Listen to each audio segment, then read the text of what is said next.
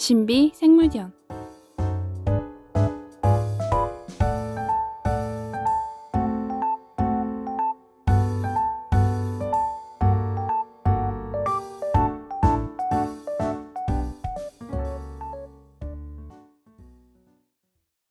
여러분은 신비한 동물 사전이라는 영화를 보신 적이 있나요?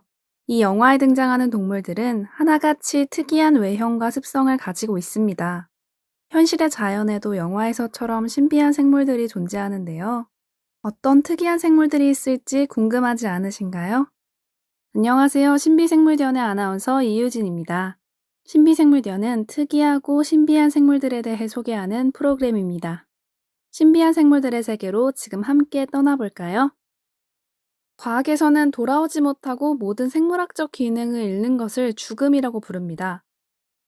살아있거나 살아있지 않거나 인간에게 삶이란 두 가지의 상황밖에 없죠. 우리는 오랜 시간 동안 이런 죽음을 연구하고 극복하기 위해 노력해왔습니다.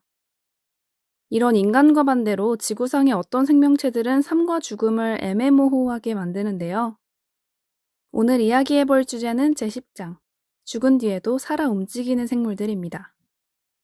첫 번째 생물은 파리입니다. 파리는 몸이 검푸른 빛이 돌아 푸르다의 어기에 전미사 이가부터 생성된 이름으로 추측되는데요.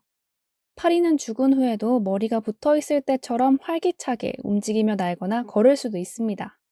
심지어 머리가 없는 초파리는 살아있는 일반적인 파리보다도 훨씬 더 똑바로 중심을 잡는다고 합니다. 더 놀라운 것은 머리가 잘린 수컷들이 정상 암컷에게 다가가 구애를 계속한다는 사실인데요. 안타깝게도 정상적으로 머리가 달린 암컷은 이 머리가 없는 수컷을 진지한 데이트 상대로는 여기지 않습니다. 파리의 이런 행동이 가능한 것은 정말 중요한 필수 기관들이 가슴에 붙어 있고 특히 눈이 없어도 광원에 반응할 수 있기 때문입니다. 두 번째 생물은 바퀴벌레는 다리에 바퀴가 달린 것처럼 움직임이 빨라 붙여진 이름입니다. 과학자들이 핵전쟁이 나거나 커다란 재앙이 발생해도 바퀴벌레는 계속해서 생존할 것이라고 주장하는데요.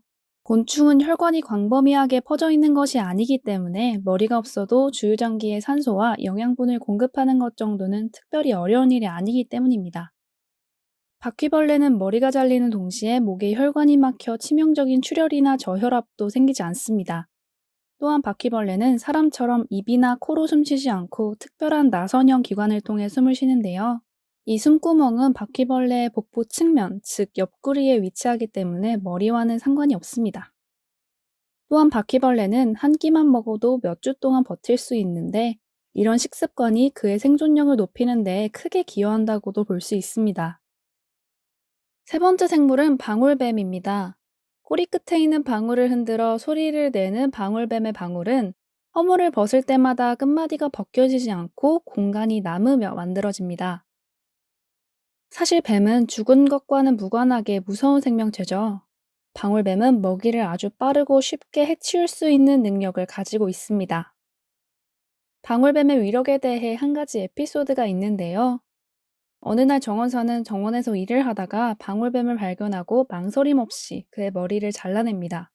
나머지 자네들을 버리려고 허리를 구부렸을 때 정원사의 손이 방울뱀의 머리에 닿게 되는데요. 이때 뱀이 정원사를 물게 되었고 정원사는 시력 손상과 장기 내부 출혈이 일어나게 됩니다. 의사들은 뱀이 머리만 남아있다고 해도 물릴 수 있고 오히려 머리가 잘린 후에는 그들이 가진 모든 독을 꺼내 독을 짜내니 주의하라고 경고했습니다. 만약 여러분이 어느 날 길에서 머리가 없는 생명체가 굴러다니는 것을 본다면 어떨까요? 한적한 어느 방구석에서 빨갛게 살아있는 심장이 뛰는 것을 본다면요. 진짜 그렇다면 무서워서 기절을 하거나 그 끔찍한 상황에서 벗어나려고 애를 쓰게 되겠죠. 오늘은 이런 일이 실제로 발생하는 경우에 대해 살펴봤습니다. 죽은 뒤에도 마치 좀비처럼 움직일 수 있는 경우가 영화에서만 일어나는 일은 아니었네요. 신비로운 동물들의 세계에서는 영화보다 더 영화 같은 일이 발생하고 있는 것 같습니다. 저희는 다음에도 신비하고 특이한 생물들을 소개하기 위해 돌아오겠습니다.